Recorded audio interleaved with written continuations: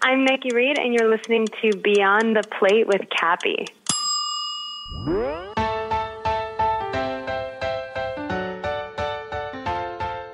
We should want our children to be eating exactly the way that we want to eat. Just because their palates are young doesn't mean that we can't help them expand and introduce them to all the things. Season 3 of Beyond the Plate is presented by Martin's Famous Potato Rolls.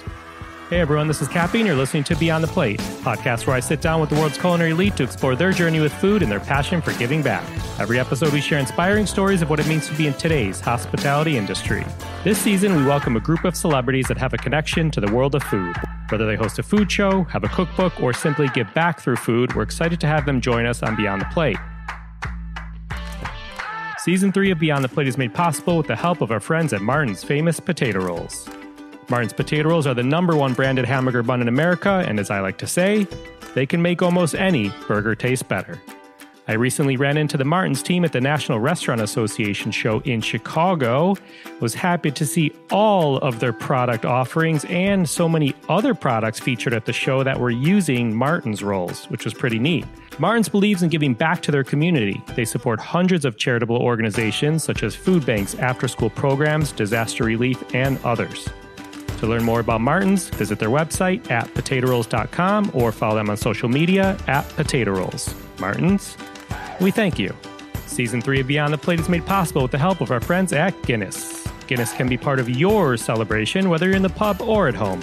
Guinness has been brewing great beer for almost 260 years. Wow! There's more than just the iconic Guinness Draft Stout. While I enjoy a nice cold Guinness, I also like to use it in the kitchen, say to jazz up a house-made barbecue sauce. Maybe make some grilled chicken wings this summer, toss them in a little barbecue sauce, spiked with some Guinness. Hey now. But did you know, arguably, I didn't know this, the first ever food pairing involved Guinness. In the 1830s, the British Prime Minister at the time noted how well Guinness goes with oysters. Who knew? But you know what else I love about Guinness? I can't get enough of their Guinness Gives Back program. They recently worked with Jeff Morrow to raise money for food banks in both Chicago and New York, and around St. Patrick's Day, Guinness donated $1 for every Guinness mustache posted to social media with the hashtag #StashForCharity. The Guinness Gives Back Fund supports nonprofits that contribute to the common good in our communities. The Guinness Gives Back Fund is a corporate donor-advised fund administered by Fairfield County's Community Foundation. The fund's mission is to support local charitable organizations, which are classified under Section 501c3 of the Internal Revenue Code, that are aligned with the corporate focus areas of Diageo North America, Inc. To learn more about Guinness, visit their website, Guinness.com, or check them out on social media at Guinness US. Guinness, we thank you. Okie dokie, back to it. For this episode, we sat with Nikki Reed. What a nice woman. She was at home in Los Angeles and we cruised through this episode. It was super fun, but her daughter was at home. Yes, she watches her daughter. And we talk about a ton of stuff from her lifestyle to a company she's involved with called Raised Real, which is a baby food focused product, which I actually receive at my house. We talk about the Ian Somerhalder Foundation. Ian Somerhalder, her husband, and they have a foundation together, which does incredible things. But let me tell you about the more formal stuff. And bear with me, because she has 19 jobs and sleeps like 30 seconds a night. Nikki Reed stormed the industry with her award-winning 2003 breakout role in 13, which she received wide critical acclaim, including an Independent Spirit Award for Best Debut Performance and a nomination for Best First Screenplay. She's since become best known for her role as Rosalie Hale in the Twilight Saga, in which she earned 3 Teen Choice nominations. Among her first film projects, Reed starred opposite Alec Baldwin in Minnie's First Time and opposite Emily Hirsch and Heath Ledger in Sony's surf and skate cult hit Lords of Dogtown. She has also appeared in small screen programs such as The OC and as the original American flag maker Betsy Ross on Fox's historical fantasy television series Sleepy Hollow. She's recognized as an entrepreneur. She created the socially conscious lifestyle company By You with Love in 2017. This was born out of the lack of sustainable and natural options and supports local craftsmen, artisans, and ethical factories. Reed is also a distinguished animal rights activist, primarily focusing on dogs, rescues, and shelters. She works with mentoring programs focused on the education of disadvantaged youth. She's an ambassador for the Humane Society of the United States and won the 2014 Compassion Award for the ASPCA. She's a director of the Ian Somerhalder Foundation and has helped to provide well over 200 grants to families who cannot cover the cost of surgeries for their animals. Whoa! As if that wasn't enough, she's also a founding member of Thrive Market, a groundbreaking online store with a mission to make healthy living easy and affordable for American families. Busy much? I will stop here, but please enjoy this conversation as we go beyond the plate with Nikki Reed. I'm going to jump right in because, well, first, yeah. So on the mom front, I'm loving your Instagram. I definitely went down one of those Instagram rabbit holes where I'm like, I've been on her page for way too long right now. And you have like this massive, awesome following. And I saw you recently did this Mother's Day post, right? This powerful quote, quite frankly, of yourself pregnant. And you were like, being a mama is my favorite thing in the world. What was the motivation behind that?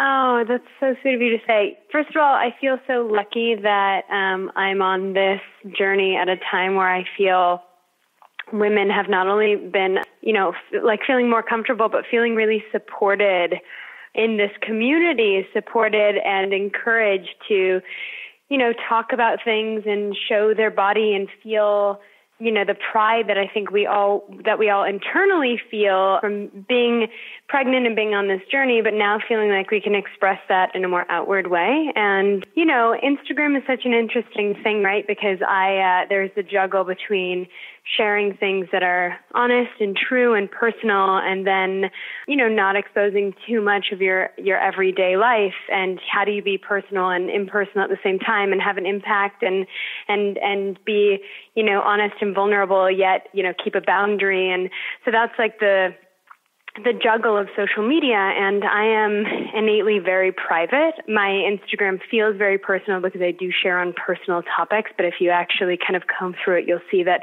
my home life is not in there, and I'm not posting my daily life. I post things that I feel could potentially be impactful because I've learned something on my journey that impacted me, and so I want to share. But I am still very private, even with those personal posts. I feel like I've been really inspired by the mom community, the global mom community, and I just want to hopefully allow other moms to feel like they can share part of their journey as well. Yeah, well, I think they do. And I think as much as you've been inspired, you're inspiring to them. And I'm a dad, and I'm kind of inspired by it, just watching my wife go through it all. So thank you. Oh, thanks. That's so cool. That's awesome. And I'm sure your wife is amazing. She is. If you have 8-month-old twins, then she's amazing. Yeah, right? I know. So you're from LA. Did where you grew up or how you grew up impact your relationship with food at all, like as a kid? Or did your upbringing revolve around food at all? It's interesting you say that because as an adult, I do feel like living in Los Angeles, as my palate has expanded, I've recognized that the palate of the city is pretty wide, so we have access to a wide variety of foods, but also, we're on the coast. So there's a lot of, I think, forward-thinking people that exist here. And I think a lot of the parts of the country that maybe were introduced to the concept of like plant-based living or words like vegan or pescatarian or dairy-free or lactose intolerant or any of those things that I think maybe took a second to kind of trickle into the rest of the country, we were definitely exposed to and introduced to on the coast, probably first, I want to say. But I will tell you that I grew up in Los Angeles, but I didn't necessarily grow up with all of those words in my personal, in my lexicon. I think I found my way to that on my own, journey, moving into a kind of more holistic approach to living and conscious living. But I grew up with I had a single mom who raised 2 kids on the, yearly salary that a beautician makes, and a beautician who worked out of her home. So my mom is the ultimate badass and worked worked her butt off to make it all happen for my brother and I. But we definitely grew up on fast food and making ends meet and doing the best that my mom could. And then the balance of, like if she had the time and the ability to cook, she was always cooking. So there was a lot of food in our home, but I certainly grew up, kind of making ends meet how we could. Totally. And then I read you moved out of your house early. You were 14 or something, which is young. What was your relationship with food then? Yeah, I moved out. I don't know what the exact age was. It might have been 15. It might have been right before I turned 16. Yeah. It was somewhere in that pocket. I think it was a little older than 14, Okay. But I was definitely very young. I was super independent and really sure of myself. And my God, I look back at my 15-year-old self and now I think those 3 extra years at home would have been so glorious. Right. What was I thinking? But I had very supportive parents who said, listen, if you think you can do this, then we will support you and we're here to be your safety net if it doesn't work out. But it did. It just was definitely a struggle.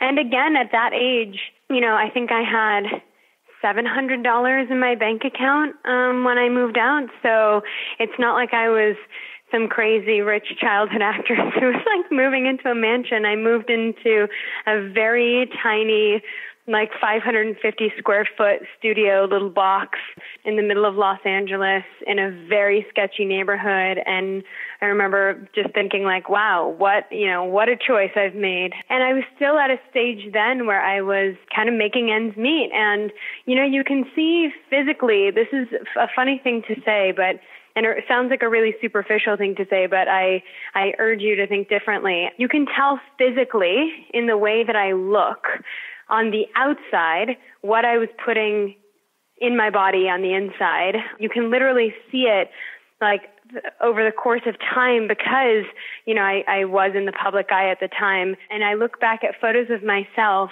when I was 16, 17, 18, and funny enough, I get accused a lot now of having plastic surgery done on my face, a nose job or things that were, I don't even know what I hear, but I hear a lot of things all the time. And it's all because of my transition into healthy living that I actually look different. I obviously have not had any plastic surgery done on my face, and I did not have a nose job, and I've never had braces. I didn't have veneers put on. But what's amazing is when the inside of your body becomes healthy, it shows immediately on the outside. And the bridge of my nose got smaller because I probably had less fluid. You're eating a ton of crap and putting junk in your body, and your body has an immediate reaction to that. I mean, it swells. My face was puffy.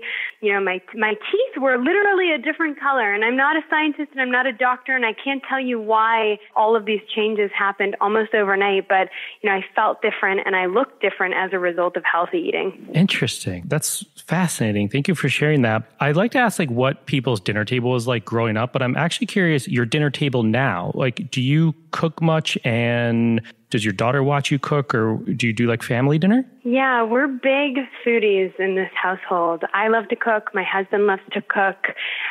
So when we have the time, we're living in the kitchen. It revolves around the kitchen. Is there a favorite dish? Yeah, let's see. Favorite dish. A favorite dish of his that you like, or a favorite dish of yours that he likes? Favorite dish of his that I like. Let's start there. So I like to describe my husband as a mad scientist in the kitchen because he makes all these crazy, funky concoctions that are usually it sounds basic because they come from the NutriBullet, but it's not basic because it's he's a mad wizard scientist making tonics and juices and that type of thing. So if I were going to describe the balance of us in the kitchen, I would say that I'm making the solids and he's making the liquids, but it's equally as intricate. So he's all about making these super cool chaga infused, reishi mushroom tonics with dandy tea and, turmeric and all those beautiful spices and healthy oils and, all that stuff. So he's the sauce maker. So if I'm making a dish that's a quinoa broccoli stir fry or a lemongrass soup, Ian is the one that's making all of the accoutrement, What a team. I love this. And we are kind of a team. We are. We actually are, when we get to have that kind of family time, which is not every night by any means. I'm just describing like our ideal kitchen night. When we get to do that, it's our favorite place to be. We love being in the kitchen. Music is playing. We have a record player. I'm making tea. He's drinking wine. It's very fun. And when we were, thinking about homes that we wanted to live in, when we were, this is many, many years ago when we got together and we were thinking about buying our first home, that type of thing. I remember the kitchen being a big topic for us because we wanted it to be a kitchen that was open to the house. So that's us in the kitchen. And not to switch topics and dive into why I found Raised Real, which is my company now. Great segue. Thank you. I was just going to jump into that, but I want to just preface it. I get Raised Real. I'm a fan of it. And in preparing for this conversation, I was so excited to learn that you had teamed up with them. And I'm excited for my twins to start eating it more. So jump in. I want to hear much about it. That's so awesome. Yeah, so I discovered this company like any other mom. I mean, I just actually discovered it as what sounds like you did with your family, wanting to be able to feed our children healthy alternatives to what you typically see, for children, which is everything coming in plastic, everything coming with preservatives. Moms and dads feel like if they need something quick, easy, on the go, then they've got to settle for something that's either A, bland, or B, filled with citric acid, or, whatever else that has a shelf life. And I just described our kitchen life. We are very conscious eaters, especially at this stage in my life and in my husband's life. We're very conscious eaters, conscious for our bodies and the planet, the interconnectedness of all of it. And I think for our child and future children, that was always really important. But, I run a company full-time that I founded myself, and I have my hands in 2 other companies, I would say in a more part-time position, but I'm still working 15-plus hour days every day, including weekends, because that is what all of us young entrepreneurs are doing. So I don't always have time to make the kind of meal that I would want to eat for myself, for my child. And that's the idea, is like, why would we should want our children to be eating exactly the way that we want to eat. Just because their palates are young doesn't mean that we can't help them expand and introduce them to all the things I was saying earlier, the turmerics and the sashayaki oils and the coconut oils and the all those things are really amazing for children as well. And so when I did a Google search and then found that this actually existed and that they were whole foods and organic foods and GMO-free foods and all the things that we already shop for ourselves, I was like, oh my God, this is a match made in heaven. We have to try this for our daughter. And, the relationship with the company unfolded, and then I became an advisor, and now I'm very hands-on. I mean, we're going through everything from product development to packaging to testing things on different demographics, and not testing. That sounds weird when you're talking about food. I mean, totally. Testing, obviously, like rounds of packaging and things. But I'm very involved now, and I'm loving every second of it. So is your daughter, or does she have a favorite? So she has, well, like all kids, right? She has things she likes and she has things that she doesn't like, and she's very clear on all of that, as young people are. They're very direct and clear on that. And that's also part of why I was just so in love with this company, is that I felt like, you get it. You're in the kitchen too. You can make 10 million things for your child, and half of it can end up on the floor or more if it's not what they're in the mood for. You can spend like 25 minutes cooking string beans and broccoli, and you put it on their tray and they don't have words yet. So if that's not what they're feeling, it's just like, bye, that's it. And then you've missed the food window, and then you feel overwhelmed as a parent. And now suddenly it's 8:45 and they haven't had dinner. And that's part of why I love Raised Real. When I hopped on board, I was just so impressed with that. I mean, I was impressed too, because it comes in this little individual servings, and you could kind of steam them and serve these whole vegetables that are already diced up, or fruits or seeds and whatnot, or puree it into baby smooth, puree, or kind of chunky. So it kind of has options, which is neat. But I have a question. So it is frozen. And we talked to Camila Alves McConaughey, because she has also like a toddler food line that is frozen. And I'm curious your points of view on frozen. We had a discussion because nowadays frozen's actually really good quality. As you mentioned, you're almost like saving waste of produce, right? You guys are working on like food waste related things in a way.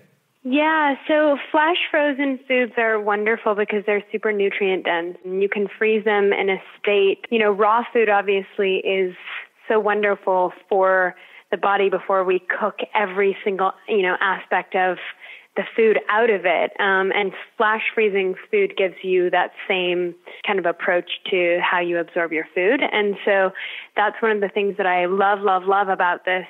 And also, food waste is a huge deal, especially in this country, but obviously globally there are some issues there as well. And we need to be talking about this. We've been conditioned as a society to turn our noses up at anything in the produce aisle of a grocery store that doesn't look perfectly round, perfectly shiny, perfectly red, perfectly bright, perfectly vibrant. And that's just our own brain and conditioning. And a lot of those foods, by the way, are genetically modified and not great for us. And fruits and vegetables, they come sometimes in an ugly state as well and have just as many nutrients, if not more, than some of what we find ourselves putting in our bodies because of what we are conditioned to gravitate towards. So, eating imperfect fruits and vegetables is a wonderful way to combat food waste. And when things are diced up and flash frozen, it doesn't really matter what they're, what they aesthetically looked like prior to that. So yeah, imperfect fruits and vegetables.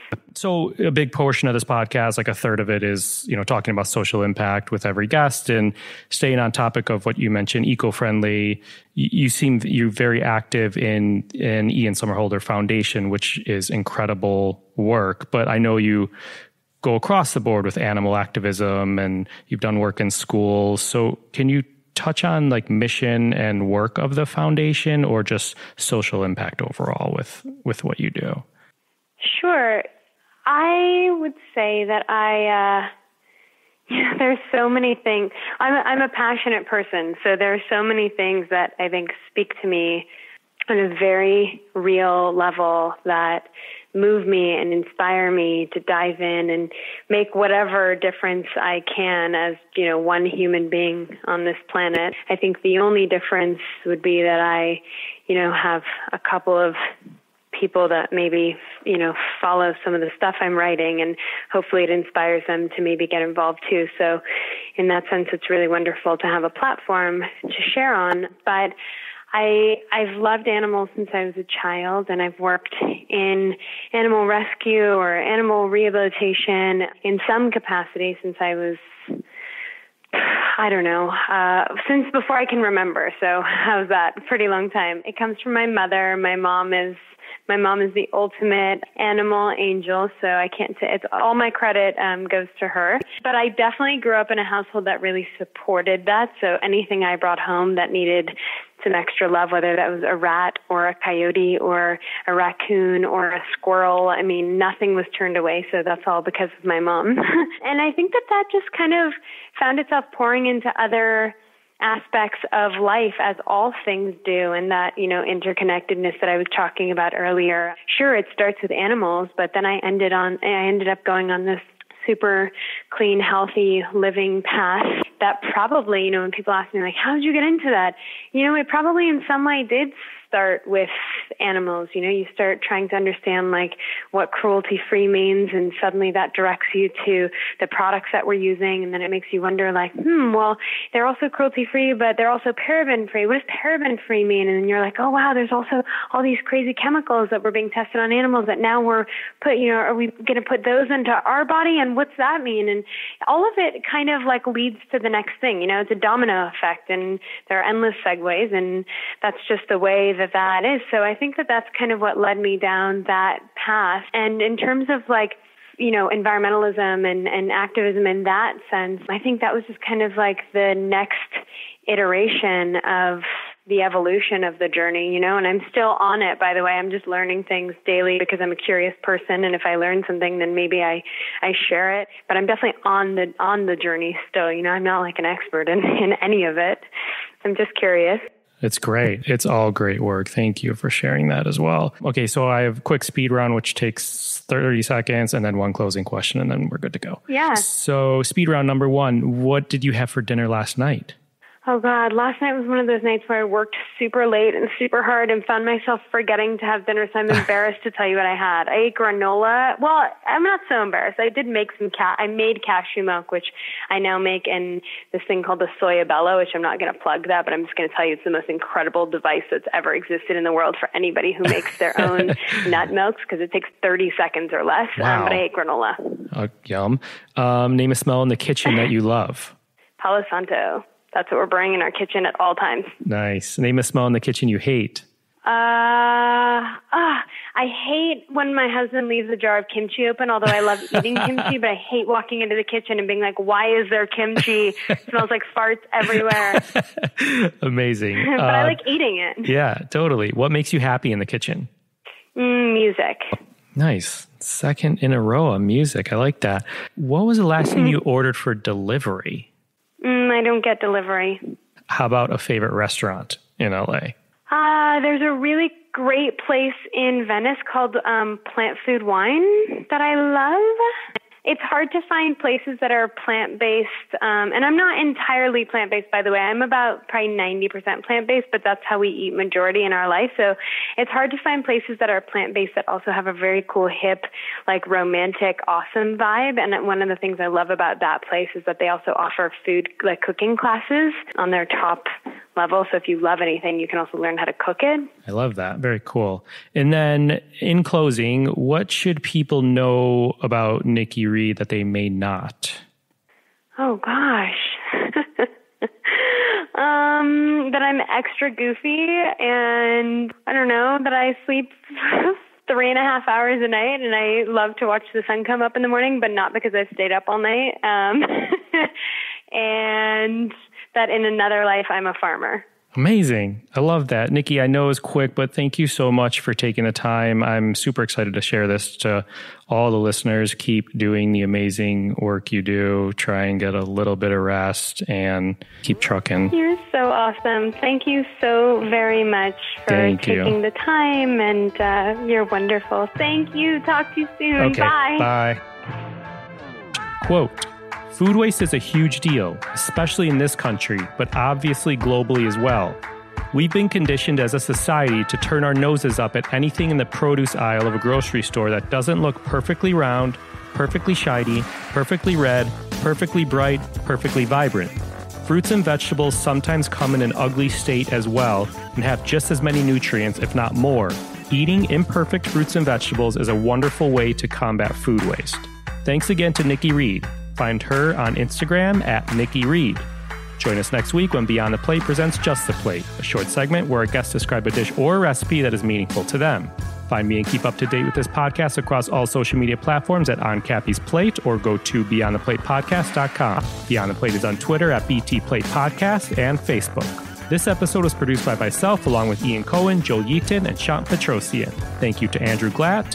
And thank you to Jeff Goldford. Our music has been composed by him. Find him at iGoldford. As always, a special shout out to my wife, Katie. Please rate, review, and or subscribe to this podcast on your listening site of choice. Thank you for listening to Beyond the Plate. I'm Cappy, and remember, there are never too many cooks in the kitchen.